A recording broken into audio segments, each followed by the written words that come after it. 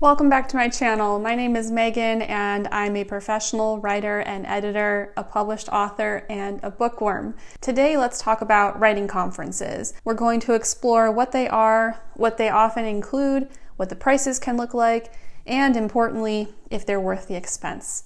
Now, if you're an author or an aspiring author, maybe you've heard of conferences for writers and maybe you've even attended one yourself. Many conferences are held all over the US throughout the year, and they're all unique in their own ways. But very often, these conferences bring writers together with industry experts like literary agents, publishers, editors, and established published authors. They sometimes have workshops where they might have industry experts speaking on specific topics like how to write a query letter or how to promote your book on social media. And my favorite, some conferences allow you to book one-on-one sit-downs with industry professionals to pitch your book. You can pitch your book directly to agents. Some of these conferences are very big and happen in major cities, while others are on the smaller side. Some are in person, others are virtual. I've actually noticed a lot more virtual ones since the pandemic, which makes sense. Prices can vary. Registration might be $100 or $500.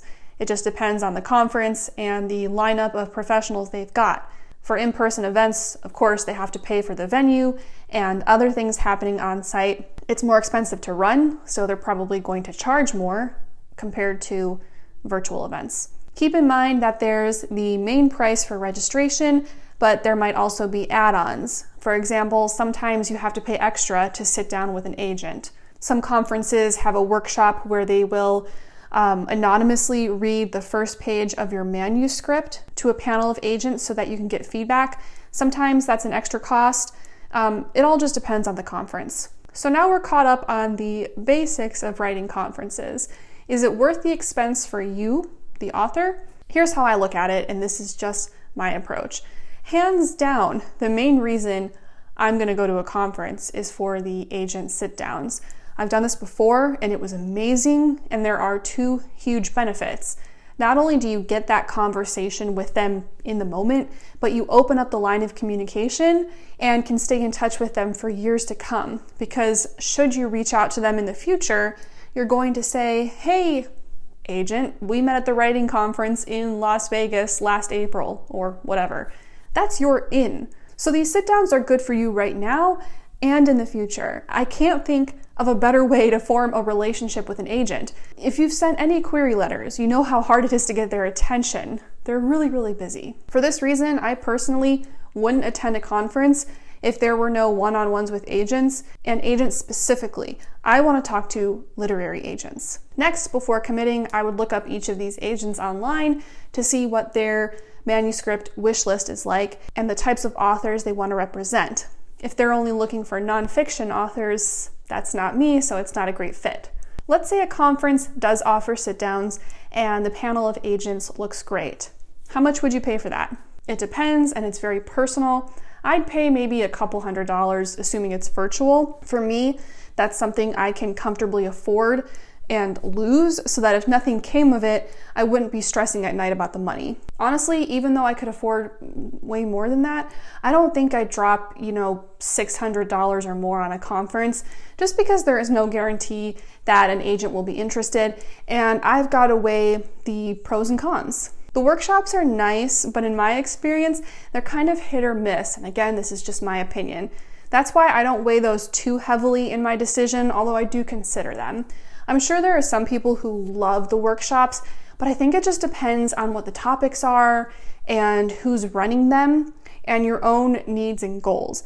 For example, if there's a workshop about designing your own cover if you're self-publishing, that's probably not something I personally would be interested in attending.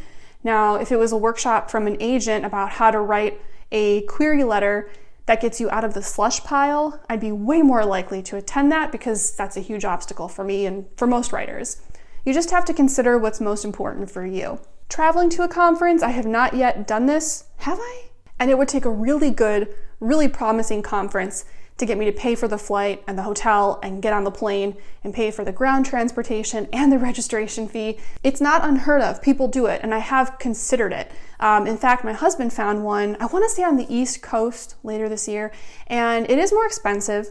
So we'd be dropping, more money on the event itself, plus all the travel. Look at the lineup of professionals, look at the agenda. That's what you're going to use to figure out if it's worth the cost for you. Next, let's talk about some red flags to look out for. And when I say red flags, I don't necessarily mean that conference people are trying to scam you or trick you, although some might be. I'm just talking about things that if you notice them, they might indicate that this conference isn't going to be all it's cracked up to be, and you might want to approach it with a little more caution. One red flag you might spot immediately. If the website for the conference is a mess, that's not a good sign. It should clearly indicate the agenda, the lineup of professionals, the cost, and there should be a very easy way to contact the organizers. If the communication is poor, like if you try to email the organizer and they're impossible to get a hold of, that's not good. If there's no agenda listed in advance or no lineup of professionals listed in advance, it's probably because they don't have anything concrete planned. So if it's like the week of the conference and you still don't know what to expect, red flag. To give you an example, as a Valentine's Day gift, my husband registered me for an online conference that said it was bringing together industry experts, including agents. They called out agents. So we're coming down to the wire and it's the week of, and the agenda isn't up, the lineup isn't up. I'm emailing them like, hey, what's going on? There was a deadline to register for one-on-ones with agents, and the deadline came up and there were no agents listed on the site, which was kind of messy and hard to navigate. Come to find out that they ended up not securing a single agent. That would have been the highlight for me. Fortunately, we were able to get a refund, so we did. I don't believe there was no malicious intent here. I don't think the conference was a scam. It was nothing like that. But they said agents will be there, and they ended up not being able to get even one agent. So maybe there weren't that many registrations, so no agents wanted to commit. Maybe it wasn't worth it for them to be there. I'm honestly not sure. All I knew was that it wasn't worth the time or money for me, so we got a refund. And on that note, always read the fine print and see what the conference's cancellation policy is. Can you get your money back? How long do you have to cancel? And how late can you get a refund if needed? A lot of conferences have a cutoff, like you can get a refund up to 48 hours before the event, or something like that. Writing conferences can be incredible. One of my best friends and my writing partner, we went to one together years ago here in Vegas. He flew out, and it was at a hotel near the Strip. I don't remember which one, and it was in one of their ballrooms. We did the sit downs with 3 agents. The first page of my manuscript was read out loud, and I got amazing feedback from agents that I will never ever forget. And we just had a really good time. I would go to that conference again. When it comes to paying for a conference, I would just say to do your due diligence, which is a good rule to live by in general. If you're interested in attending one, you just gotta start Googling. That's what I do. You can limit your search to conferences within driving distance or a certain geographical area. Or if you're open to traveling, you can look anywhere. If you've attended any conferences in the past, I'd love to hear how they went.